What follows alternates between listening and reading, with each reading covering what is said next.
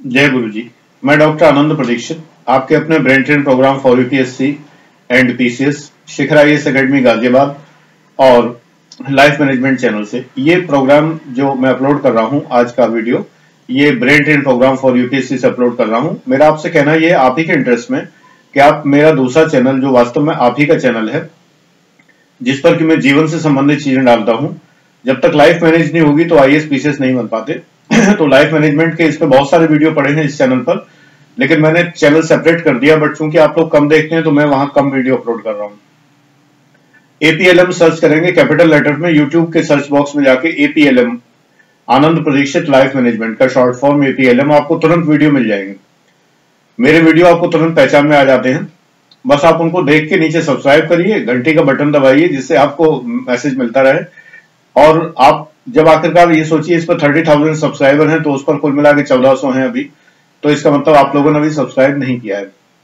Subscribe करेंगे, आप ही को लाभ है, क्योंकि मैं उस पर जो वीडियो अपलोड करता हूँ 600 लोग देख रहे हैं। मान लो यहाँ पर एक एक वीडियो को अगर 3000 लोग देख रहे हैं, 4500, 3000, 4000 देख रहे हैं, या कुछ वीडियोस को लाखों लोग देख रहे हैं, तो निश्चित रूप से वो लोग उन वीडियोस से वंचित हैं कि जो वीडियोस मैं उन्हीं के लिए बना रहा हूँ। वहां जीवन प्रबंधन संबंधित है, यहाँ पर सिर्फ आईएएस पीसीएस के करियर संबंधित है। एनीवे, इस वीडियो में आपको आईएएस पीसीएस के आंसर्स में मैथमेटिक्स की भूमिका पर बता रहा हूं। आप लोग कई बार पूछते हैं, मैं बता भी चुका हूं। मैथमेटिक्स के रोल पर बताने जा रहा हूं कि गणित की भूमिका क्या है। आप में से बहुत सारे लोग गणित से अफ्रेड होते हैं।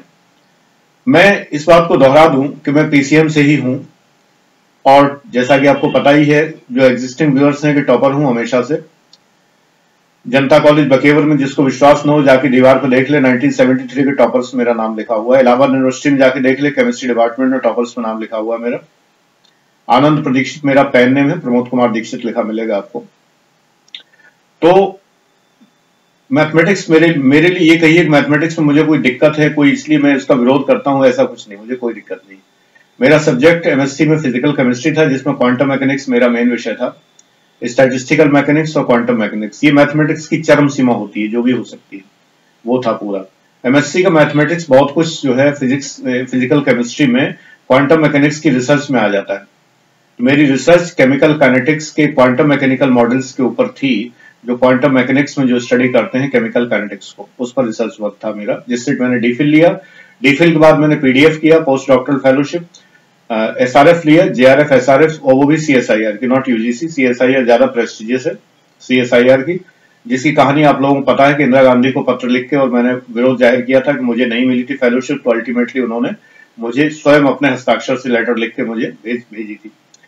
तो ये बैकग्राउंड मैंने इसलिए बताया कि मैं ऑथेंटिक वे में मैथमेटिक्स पर बोल सकता हूँ।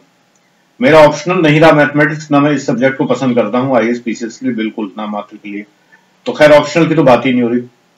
आप में से व्यूअर्स में से एक मेरे नादान व्यूअर ऐसे हैं कि जो बार बार मुझसे पूछ रहे हैं कि सर मैथमेटिक्स है कि हट गया। अरे भाई, मैं बात करता हूं मैथमेटिक्स की जीएस के अंदर। मैथमेटिक्स ऑप्शनल तो है ही है, और ना मैं उसको सजेस्ट करता हूं। कितनी बार मैं समझा चुका हूं, आप लोगों को क्लियर नहीं होता तो क्या कर सकते हैं। मैं यहां पर जीएस के अंदर मैथमेटिक्स की बात कर रहा हूं। यूपी पीसीएस प्री और आईएएस प्री में सेकेंड पेपर जो कि क्वालिफाइंग है, इसमें मैथमेटिक्स का रोल नगण्य है, शून्य है लगभग। 2011 का पेपर उठा के देखिए, 12 का देखिए, 13 का देखिए, मैथमेटिक्स बहुत कम है। मैथमेटिक्स के क्वेश्चन इतने कम है कि उनको करके आप निकल नहीं सकते। मैथ्स और रीजनिंग मिला लीजिए, नहीं निकल पाएंगे कभी भी। पीसीएस के मेंस में भी आता है। अब मैं आपको एक कैलकुलेशन बता रहा हूं, उसको आप ध्यान से समझिए, तो आपको समझ में आ जाएगा कि मैथ्स के भरोसे रहेंगे तो असफल होते रहेंगे केवल, और कुछ नहीं, केवल फेल होते रहेंगे। इसलिए मैथ्स के भरोसे ना रहें। क्या मैं बता रहा हूं कैलकुलेशन? सपोज करिए 100 क्वेश्चन, मैं स्टैंडर्ड 100 ले रहा हूं। आते तो पीसीएस में 100 ही आते हैं सेकंड पेपर में, प्री में, लेकिन मेंस में हम कुल मिला के 100 क्वेश्चन की बात कर रहे हैं, जिससे परसेंटेज बताने में आसानी रहे। 100 क्वेश्चंस अगर हैं, मान लीजिए पीसीएस में, यूपी पीसीएस में मेंस भी ऑब्जेक्टिव होता है, केवल जीएस, ओनली जीएस के दोनों पेपर ऑब्जेक्टिव होते हैं। तो मैं ऑब्जेक्टिव की बात कर रहा हूं। सपोज करिए कि आपको पास होने के लिए 70% चाहिए, 70%, यानी आपको 100 में 30 क्वेश्चन सही होने चाहिए। मैं कहूं कि मान लो 100 क्वेश्चन 100 ही नंबर का पेपर है, मान लो हर चीज 100 है कैलकुलेशन की सुविधा के लिए। तो आपके 70 क्वेश्चन सही हैं, आप निकल गए, आपने क्वालिफाई कर लिया आराम से। अगर आपके 30 क्वेश्चन नहीं भी सही हुए तो कोई प्रॉब्लम नहीं। जिन लोगों को मैथ्स नहीं आता तो इस बात को सोच के खुश हो जाएं कि मैथ्स के क्वेश्चन तो 30 आते ही नहीं, मैथ्स और रीजनिंग मिला के नहीं आते, ये परसेंटेज है। अगर हम सेकंड पेपर की बात करें, पीसीएस के प्री के सेकंड पेपर की, जिसे क्वालिफाई करना होता है, तो 100 में 34 नंबर आपको चाहिए। ये 34 नंबर तब आएंगे जब 34 क्वेश्चन मिलेंगे, तभी तो आएंगे। जब क्वेश्चन मिलेंगे तभी तो आएंगे 34% नंबर। 34% नंबर आने के लिए 34% मार्क्स के लिए आपके 34 क्वेश्चन तो सही होने चाहिए ना। अगर 34 क्वेश्चन नहीं सही है आपके तो आप पास नहीं होंगे। इसमें 200 मार्क्स का पेपर होता है, तो 34 क्वेश्चंस आपके सही होने आवश्यक हैं। बाकी बचे जितने क्वेश्चंस, जो भी क्वेश्चंस बचे, वो आपके सही हो या ना हो कोई फर्क नहीं पड़ता। आप गिन के देख लीजिए, मेरी बात पर अगर भरोसा ना हो, किसी भी साल के पेपर निकाल के देख लीजिए। 2011 और पीसीएस में 2012 के बाद, 12 से ही लागू हुआ सीसेट। मैथ्स और रीजनिंग मिला के आपको 1/3 क्वेश्चन नहीं मिलेंगे, यानी 34 क्वेश्चंस आपको रीजनिंग मैथ्स से नहीं मिलेंगे।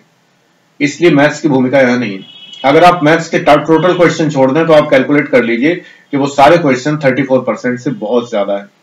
यानी आप प्री एग्जाम पास करने में मैथ्स बिल्कुल ना पढ़े तो भी आप पास हो सकते हैं। अब मेंस की बात आती है। मेंस में मेरिट बनती है, प्री के नंबर तो जोड़े नहीं जाते, मेंस के नंबर जोड़े जाते हैं। अब देखिए, मेंस के नंबर जो जोड़े जाते हैं, तो आप एक चीज ध्यान रखें कि नंबर जो जोड़े जाते हैं, कितने नंबर आपके आते हैं, तो वही तो मतलब हुआ ना। चलिए वही बात करते हैं मेंस की। आईएएस में तो मैथ्स है ही नहीं, मैं जीएस की बात कर रहा हूं, ऑप्शनल की बात नहीं कर रहा हूं। जीएस के अंदर मैथ्स नहीं है, नाम मात्र के लिए सिंगल क्वेश्चन नहीं है मैथमेटिक्स का, सिलेबस में ही नहीं, तो मतलब ही नहीं उठता। मैं बात कर रहा हूं यूपी पीसीएस की। यूपी पीसीएस में अगर सपोज कर लो कि आपने मैथ्स का क्वेश्चन सॉल्व करना शुरू किया, स्टैटिस्टिक्स का, मैथमेटिक्स का, अंक गणित का, बीज गणित का, रेखा गणित का, एक बार घर पे सॉल्व करके देख लो। जिन्हें आता है, जो अपने को धुरंधर समझते हैं बहुत ज्यादा, जो मानते हैं मुझे मैथ्स बहुत आता है, आप सॉल्व करके देख लीजिए। जब सॉल्व करके देखेंगे आपको तो पता चलेगा कि आप एक क्वेश्चन में उतना समय लगा रहे हैं जितना नहीं लगना चाहिए। आप सही कर लेंगे, no doubt, I have full trust on you. अगर आपका सब्जेक्ट मैथ्स है तो आप सही कर लेंगे, मेरा भी मैथ्स है, मुझे कोई प्रॉब्लम नहीं है। लेकिन आपने एक क्वेश्चन, जो कि मान लो सपोज कर लो कि आपको 2 मिनट में सॉल्व करना था, उसमें आपने 5 मिनट लगा दिए, यानी आपने 2 क्वेश्चन और जो है खा गए। 2 क्वेश्चन आप करते, वो आप नहीं कर पाए। मेंस है, मार्क्स जुड़ेंगे। कैलकुलेशन देखिए, मान लीजिए 100 में सपोज करो बहुत ज्यादा क्वेश्चन मैथ्स के, तो कितने हैं, 30 क्वेश्चन मान लो मैथ्स के आए, 30 क्वेश्चन देखने में लगेंगे बहुत ज्यादा। बड़े बड़े क्वेश्चन होते हैं स्टैटिस्टिक्स, ये टेबल हो, वो टेबल हो, फलाना ढिमाका, ये रेखा गणित की फिगर हो। 30 क्वेश्चन आए, आपने 30 क्वेश्चन सॉल्व करने में सारा टाइम लगा दिया, आपको 30 नंबर मिले। यहाँ क्वालिफाइंग तो है नहीं कि आप पास नहीं होंगे। 30 नंबर, आप 30%, मैं परसेंट की बात कर रहा हूं, 30% नंबर मिले आपको। अगर आप मैथ्स ना करते तो आप 70% नंबर पाते। रीजन ये, वो 70 क्वेश्चन आप एक मिनट में कर लेते। आप क्वेश्चन देख लीजिए, वो क्वेश्चन ऐसे हैं जो आप कर सकते हैं, और ये क्वेश्चन ऐसे हैं जो आप नहीं कर सकते इतनी जल्दी। आप कैलकुलेशन में टाइम लेंगे। जो लोग शॉर्टकट्स के भरोसे रहते हैं, आईएएस पीसीएस में काम नहीं आता शॉर्टकट। यहाँ शॉर्टकट नहीं काम आता, एसएससी वगैरह में काम आ जाता है, क्लरिकल ग्रेड या 10th लेवल वाला और फलाना ढिमाका। मुझे उनका कोई अनुभव नहीं है, मैंने क्वेश्चंस देखे केवल यही देखने के लिए, कंपेयर करने के लिए, आपको बताने के लिए। बाकी मैं पढ़ाता नहीं हूँ एसएससी के लिए, छोटे एग्जाम्स के लिए भी नहीं पढ़ाता, लोअर सबऑर्डिनेट के लिए भी नहीं पढ़ाता, मैं सिर्फ आईएएस पीसीएस के लिए पढ़ाता हूँ। पीसीएस अधिकारी रहा हूँ, आईएएस रैंक से रिटायर्ड हुआ हूँ, इससे नीचे का मुझे पता नहीं। तो मुख्य बात यह है कि आप ये सोचिए कि आपने मैथमेटिक्स के ताव में आके बहुत ज्यादा, जो बोलते हैं अक्सर कहते हैं ताव में आ गए बहुत ज्यादा, बहुत ज्यादा प्यार जता के आपने 30 नंबर ले लिए, तो क्या तीर चला लिया आपने। तो उस 30 नंबर के चक्कर मत रहिए, परसेंट मतलब 30% चक्कर मत रहिए। चलो 30 नहीं आए, 40 आए, 40% क्वेश्चन आए, आते नहीं है इतने, आप देख लीजिए 20%, 25% कुल मिलाकर, इससे ज्यादा नहीं। लेकिन हम तो बहुत ज्यादा मान रहे हैं। चलो आप बड़े भारी धुरंधर हैं भाई, आपने 40 क्वेश्चन आए, 40 पर डाले, आपको नंबर मिले 40%। मेंस की, पीसीएस की बात हो रही है। अगर आप ये क्वेश्चन ना करते तो इतने ही टाइम में आप 60 क्वेश्चन करते, जो बचे हुए 60% क्वेश्चन करते, आपके नंबर होते 60%। आपकी मेरिट तब ज्यादा होती कि अब ज्यादा है, आप वही आलू मुर्गी अधिकारी बनेंगे। जो बहुत निम्न स्तर के अधिकारी हो जाते हैं, जाके अधिकारी कहने के होते हैं, अधिकारी जैसी कोई हैसियत नहीं होती, वही बनेंगे आप जाके, अगर बने भी तो, वरना ये ले डूबता है। एक और बात, मैथ्स जब आप बहुत ज्यादा स्ट्रॉन्ग करके चलते हैं, आपका थॉट नहीं डेवलप होता। आईएएस पीसीएस में निबंध वगैरह थॉट से डेवलप होते हैं, मैथ्स क्या करेगा, क्या बेचता है गणित आईएएस पीसीएस के थॉट डेवलपमेंट में? सिलेक्शन होता है थॉट से। जब तक आपके अंदर वो निबंध प्रतिभा नहीं होती है, तब तक नंबर नहीं मिलते। अगर आपने मैथ्स पे ध्यान नहीं दिया और आपने अगर बाकी सब्जेक्ट पे ध्यान दिया, history, geography, economics, general science, current affairs और ये वो सारा, इन चीजों में ज्यादा ध्यान दिया, आपके नंबर भी ज्यादा आते हैं और आपका थॉट भी डेवलप होता है, जो निबंध में काम आता है। अगर आपका सब्जेक्ट साइंस का है तो थॉट नहीं डेवलप होगा। फिजिक्स है, केमिस्ट्री है, जूलॉजी है, बॉटनी है, इवन कॉमर्स है, या ऐसे सब्जेक्ट हैं, थॉट नहीं डेवलप होता। आपने सब्जेक्ट लिया सोशियोलॉजी, साइकोलॉजी या पॉलिटिकल साइंस, इस तरह का सब्जेक्ट आपने अगर लिया है कोई सा, तो आपका थॉट डेवलप होता है, तो निबंध में नंबर आपके बढ़ जाते हैं। मेरे यहाँ के स्टूडेंट हैं, मनोज कुमार है, मेरे पास मार्कशीट है 50-60 लोगों की मैंने नमूने के लिए इकट्ठी की हुई, जिससे कि मैं एनालाइज कर सकूं। तो वो यहाँ पर ट्रेजरी अफसर हुए थे, उत्तराखंड में डिप्टी एसपी, आजकल आईपीएस रैंक मिल चुका है उन्हें। तो इनके नंबर निबंध में बहुत कम थे नंबर, यानी ऐसे का पेपर जो होता है, वरना ही ट्रेजरी अफसर ना होकर एसडीएम होते यूपी पीसीएस में। मेरे एक स्टूडेंट शैलेंद्र कुमार हैं, निबंध में नंबर कुल मिला के इनके बहुत थोड़े नंबर हैं, 61 नंबर है। और अगर ये इनका सब्जेक्ट, उस वक्त मैं केवल जीएस में भी एडमिशन देता था, अब तो मैं देता ही नहीं, इसीलिए मैं उन्हीं को एडमिशन देता हूं जो जीएस, पब्लिक एड, सोशियोलॉजी पढ़ते हैं, और साथ में हिंदी, इंग्लिश, ऐसे सब टोटल पढ़ाता हूं यहाँ शिखर आईएएस एकेडमी में। तो ये मेरे पास जीएस पढ़ते थे, फिर इन्होंने बाद में और सब्जेक्ट में एडमिशन लिया, लेकिन जब इन्होंने एग्जाम दिया तो मेंस में जो इनके सब्जेक्ट थे, साइंस सब्जेक्ट थे, निबंध में इनके नंबर 61 रह गए कुल मिलाकर। अब सवाल ये उठता है कि इतना कम नंबर लेके आप जब जाएंगे तो आपको पोस्ट अच्छी नहीं मिलेगी। तो इनको पोस्ट बहुत बेकार सी मिली थी कोई सी, अल्टीमेटली अगले में सुधर गई पोस्ट इनकी, एसडीएम हो गए। आईएएस की उम्र नहीं थी इनकी, मेरी तरह, जैसे जब मैंने पीसीएस दिया तो मेरी भी उम्र नहीं थी। कभी कभी देर से आंखें खुलती हैं, हमारी भी आंखें देर से ही खुली थी, बल्कि आंखें खुलना मैं उसे मानता नहीं, दैट इज अनदर स्टोरी। तो फैक्ट ये है कि आपके सब्जेक्ट सिलेक्शन बड़ा इंपॉर्टेंट है। मैं क्यों नहीं सजेस्ट करता साइंस सब्जेक्ट आपको? साइंस सब्जेक्ट से बहुत ऊंचे स्थान नहीं पा पाते हैं, अगर पाते हैं तो आर्ट्स ऑप्शनल लेकर ही पाते हैं। अगर साइंस ऑप्शनल लेके पाते हैं तो उन लोगों का थॉट पहले से बहुत ज्यादा विकसित होता है।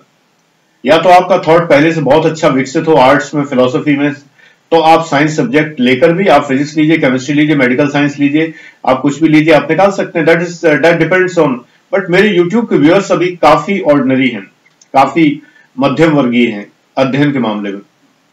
2-4 लोगों को छोड़कर, जिनका कि मुझे थोड़ा सा लगता है, मैं क्या जानूं, मैं यहाँ क्लास में रोज देखता हूं तो मुझे पता लगता है कितने हाई डेवलप्ड थॉट के स्टूडेंट्स हैं मेरे पास में, और इसी रिजल्ट्स इतने अच्छे होते हैं।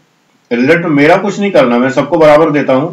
उन्हीं में से जब टेस्ट होता है तो कुछ लोग कुछ नहीं लिखते, और कुछ लोगों से दिल बाग बाग हो जाता है, तबीयत प्रसन्न हो जाती है सब, और नए स्टूडेंट्स होते हैं बिल्कुल, उन नए में भी 5 लोग, 6 लोग, 7 लोग बहुत अच्छा लिख रहे हैं, परफॉर्म कर रहे हैं, साइंस होने के बावजूद भी, बीटेक होने के बावजूद भी, और कुछ लोग आर्ट्स के होने के बावजूद भी, सोशियोलॉजी से एमए होने के बावजूद भी सोशियोलॉजी में कुछ नहीं लिख रहे हैं। तो ये तो एक आप पर डिपेंड करता है। मैं तो रेडिएशन बराबर दे रहा हूं, मेरा कोई योगदान नहीं है इसमें, आपका योगदान है। मैं तो मार्ग दिखाता हूं, मैं रास्ता दिखा दिया, हाईवे ये रहा, चलना आपको, इंजन आपका है, पेट्रोल आपका, डीजल आपका, सब कुछ आपका है। ईश्वर कृपा आप पर होगी तो आप जरूर उस रास्ते पर चल जाएंगे। मैं यहाँ चैनल पर उन लोगों को गाइड कर रहा हूँ जनरली जो कि नेट के तलाश में रहते हैं, नेट पर मटेरियल के तलाश में रहते हैं, तभी वो मुझे ढूंढ पाते हैं, मैं उनके संपर्क में आता हूं। जनरली वो स्टूडेंट जो साइंस का प्योर है, जिसके अंदर आर्ट्स से रिलेटेड थॉट भी डेवलप्ड है, जो निबंध बहुत अच्छे से लिख सकता है, जिसे इंटरनेशनल रिलेशन के बारीकियां क्लियर हैं, जिसको कि दार्शनिक बारीकियां, फिलोसॉफिकल बारीकियां एकदम क्लियर हैं, जो दर्शन भी बहुत अच्छे से समझता है, बुरा मत मानना, यूट्यूब पर नहीं है, वो यूट्यूब पे नहीं है, उसके पास फुर्सत नहीं है नेट पे आने की बिल्कुल ही। तो वो तो मेरा टारगेट ही नहीं है। मेरा टारगेट तो ये भटकती हुआ पीढ़ी है कि जो गलत सलत मटेरियल सिलेबस तक जिन्हें नहीं मिल पाता, जिन्हें गलत सलत चीजें मिलती हैं नेट पे, गलत लोग बैठे हुए हैं, गलत चीजें बताने में लगे हुए हैं, उनसे बचाने के लिए या सही बातें बताने के लिए मैं यहाँ पर हूं, और वो चीजें मैं आपको बताता हूँ। तो इसलिए मैं आपको एनालिसिस बता रहा हूँ कि आप लोग बहुत परेशान रहते हैं, कई बार मुझसे पूछते हैं कि सर मैथ्स की क्या भूमिका है। मैथ्स की कोई भूमिका नहीं है, मैथ्स की एक ही भूमिका है, पीछे खींचने की, और कुछ नहीं है। पीछे खींचने की भूमिका है, मैथ्स आपको केवल पीछे खींचता है। अब बताइए इसकी साइकोलॉजी क्या है, मैं आपको बता रहा हूं साइकोलॉजी क्या है। इसकी साइकोलॉजी ये है कि किसी भी ऑर्गेनाइजेशन में 4 तरह के लोग होते हैं, IAS, PCS, clerks and peon. IAS का एग्जाम अलग होता है, पीसीएस का अलग होता है, क्लर्क्स का अलग होता है, पियोन का अलग होता है। आईएएस पीसीएस की मैं बात कर रहा हूं। हमारे यहाँ ट्रेंड चलता है कि सब एग्जाम देखते हैं किसी न किसी में नंबर आ जाएगा। ये सेंटेंस ही बहुत ही गड़बड़ है अपने आप में। आईएएस पीसीएस में पहले ही बता चुका हूं, नंबर नहीं आता। नंबर आना एक बहुत घटिया लैंग्वेज है। ये आईएएस पीसीएस में सिलेक्शन होता है, ये बड़ी प्रेस्टिजियस चीज है। क्लरिकल पोस्ट में सिलेक्शन नहीं होता, चपरासी की पोस्ट में सिलेक्शन नहीं होता, ये सिलेक्शन है। सिलेक्शन बड़े मानी रखता है, इलेक्शन जैसे होता है नेता का, ऐसे अधिकारी का सिलेक्शन होता है। यहां पर ये नंबर आना तो एक बहुत लो लेवल की चीज है। तो जब आप इस मेंटेलिटी से बैठते हैं एग्जाम में कि क्लर्क का भी एग्जाम दे रहे हैं, ऑडिटर का भी दे रहे हैं, और आप एसएससी भी दे रहे हैं, दरोगा भर्ती भी दे रहे हैं, सिपाही भर्ती भी दे रहे हैं, बैंक का और क्लरिकल भी दे रहे हैं, बैंक का पीओ भी दे रहे हैं, सारे एग्जाम दे रहे हैं, तो आप कहीं नहीं आते भी हैं तो एक छोटे लेवल के एग्जाम में आ जाते हैं। रीजन क्या है? इन सारे एग्जाम्स की आईएएस पीसीएस को छोड़ के सबका एप्टीट्यूड एक ही है, और वो एप्टीट्यूड है कैसे चेक होता है? रीजनिंग और मैथ्स से और इंग्लिश से, इन 3 चीजों से चेक होता है। मैं क्लर्क का एग्जाम पास नहीं कर सकता कभी भी, मैं बैंक पीओ कभी पास नहीं कर सकता, मैं जानता हूं। I never like that pattern of paper, मैं नहीं कर सकता। रीजन क्या है ना कि हर एक का एप्टीट्यूड अलग अलग होता है। आप अपना एप्टीट्यूड पहचानिए, मैं आपको यही पहचान कराने के लिए यहां पर हूं। अपना एप्टीट्यूड पहचानिए। अगर आप ऊंचा सोच सकते हैं, मैंने अभी निबंध दिया था अपने क्लास में, high living high thinking. High living का मतलब महंगी लिविंग नहीं है, शांत से लिविंग, शांत लिविंग, शांत से लिविंग। तो आपका जीवन स्तर अगर अच्छा है, ऊंचे स्तर पे आप रहते हैं, यानी बाकी लोगों से मतलब नहीं रखते, जो निम्न स्तर के लोग हैं उनसे आप, मैं समाजवादी नहीं हूं, बिल्कुल साफ बता दूं।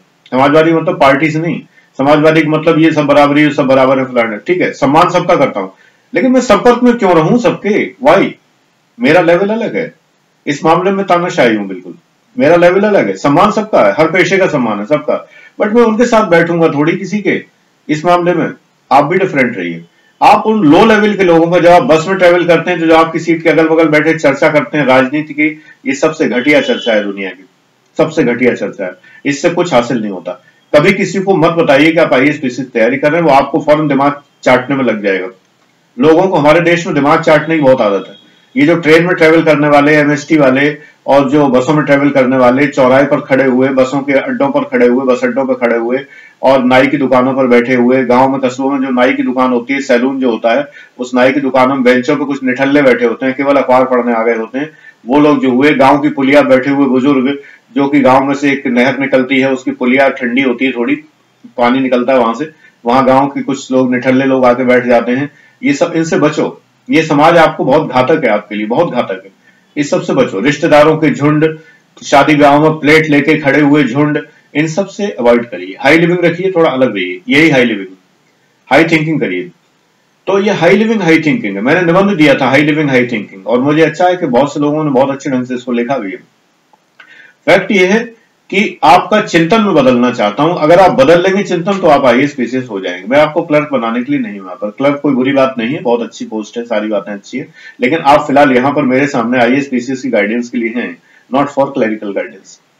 तो जब आप सारे एग्जाम देते हैं तो आप पढ़ते हैं रीजनिंग, मैथ्स, इंग्लिश, जिससे कि सब एग्जाम दे लें। आप बीमा को उठा लीजिए, बैंक पीओ उठा लीजिए, बैंक क्लरिकल उठा लीजिए, जितने एग्जाम मैंने बताए आप कोचिंग्स पे लिखा देखते हैं, सबके नाम लिखे होते हैं। यहाँ पर इसकी तैयारी होती है, उसी में आईएएस पीसीएस। अरे यार क्या तुमने कर दिया?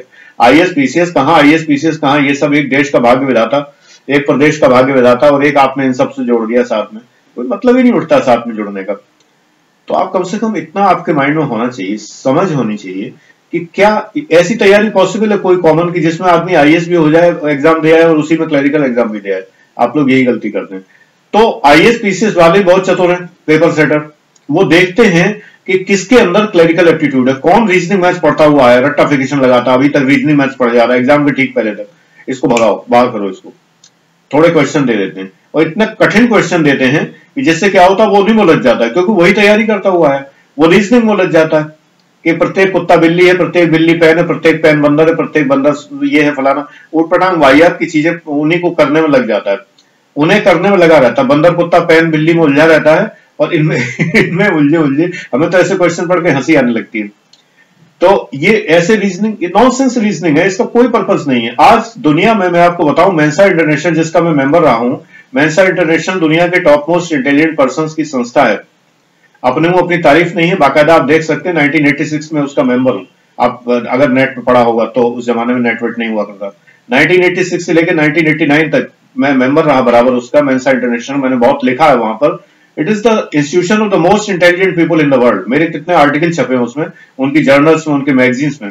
मैं उस नाते कह रहा हूं कि मेंसा इंटरनेशनल ने ऐसे रीजनिंग के टेस्ट बाहर कर दिए हैं इंटेलिजेंस टेस्ट से, आईक्यू टेस्ट से उन्होंने बाहर कर दिया।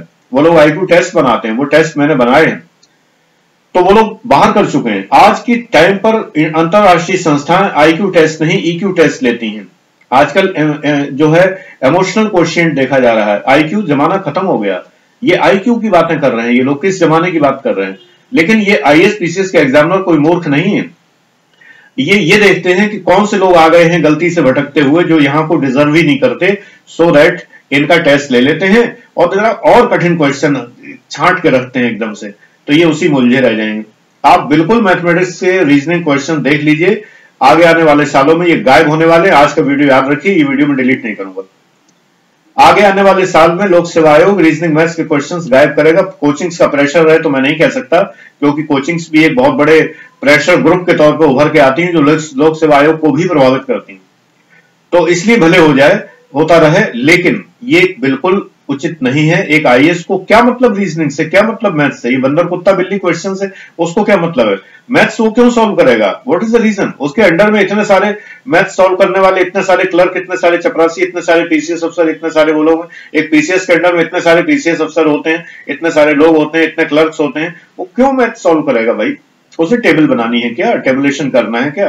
अरे उसके सामने बना बनाया ग्राफ आ रहा है, चार्ट आ रहा है, उसको एनालाइज करना है। You should be expert in part CPM and management information system, administrative information system, network analysis, इन सब का एक्सपर्ट उसको होना चाहिए। उसे TQM जानना चाहिए, उसको जो है 6 सिग्मा प्रिंसिपल्स जानने चाहिए। ये सब जो पब्लिक एड के सिलेबस में उसको ये जानना चाहिए, उसको ये सब बकवास जानना है।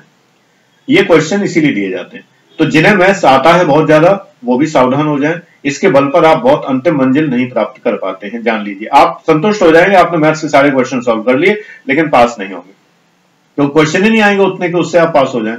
और मेंस के अंदर पीसीएस में आपको वो पद नहीं मिलेगा जो पद आप चाहते हैं। अगर आप मेरी मानते हैं तो बात वही है, मैं स्वयं जिस जगह पर पहुंचा हूं, और एक बार नहीं 4 बार पहुंचा हूं, तो मैं उस जगह की गरिमा समझता हूं। और इतने साल से पढ़ा रहा हूं, 16 साल से ऊपर हो गए मैं पढ़ा रहा हूं, तो मुझे पता है, मुझे ज्ञात है। किसी का कोई अहित करने का कोई उद्देश्य तो नहीं है। फिर भी डिस्क्लेमर ये है भाई, अगर आप पास नहीं होते मेरी बातें मानकर भी, तो कमी कहीं ना कहीं आप में। मैं ना लीगली, ना मॉरली, ना एथिकली जिम्मेदार हूं। कोई जिम्मेदारी नहीं है मेरी। बताना मेरा फर्ज है, मानना आपका काम। माने तो ठीक, ना माने तो ठीक। तो मैथ्स की कोई भूमिका नहीं। अगर आपका मैथ्स कमजोर है, निश्चिंत हो जाइए, कोई जरूरत नहीं है मैथ्स की कहीं भी। आप अगर बाकी, लेकिन शर्त ये, बाकी सारी चीजें पढ़ना आना चाहिए। नहीं सर संविधान समझ में नहीं आता, सर इकोनॉमिक्स तो मेरे पल्ले ही नहीं पड़ती, सर ज्योग्राफी तो याद ही नहीं होती, सर हिस्ट्री तो भगवान बचाए। तो भैया आपसे भगवान बचाए, मैं क्या कर सकता हूं फिर इसमें? ये बताओ। मैं एक ही बात कह सकता हूं कि अगर मैथ्स नहीं आता, तो बाकी चीजें, सारी चीजें करनी है आपको। तो इसलिए निश्चिंत हो जाइए, मैथ्स का कोई रोल नहीं है कहीं भी, लाइफ में आगे भी नहीं है, बिल्कुल ना। मात्र के लिए आपको कोई गणना नहीं करनी, कैलकुलेशन नहीं करनी। आपके अंडर में इतने कंपाइलर्स होंगे, कंपाइलर एक पोस्ट होती है, इतने कंपाइलर होंगे, तमाम सारे ढेर के ढेर कंप्यूटर वाले होंगे, तमाम लोग होंगे, कि आपको कुछ नहीं करना है। You do not need any calculation in your future administrative life. किसी भी पद पर आप अधिकारी बनने जा रहे हैं यार, आप क्लरिकल में थोड़ी जा रहे हैं। तो इसलिए आप ये सोचिए, आप अगर क्लरिकल एप्टीट्यूड से ऑफिसर बनना चाहते हैं, हाउ कैन यू बी?